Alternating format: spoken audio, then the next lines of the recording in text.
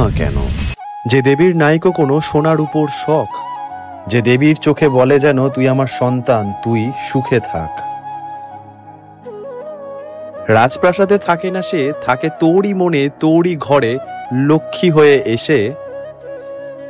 মনের যত প্রশ্ন থাকে এক পলকে হাসি মুখে যেন সে দেয় তার সমাধান। তাই তো সে আজ সবার মা, রানী মা, রানী বড় মা।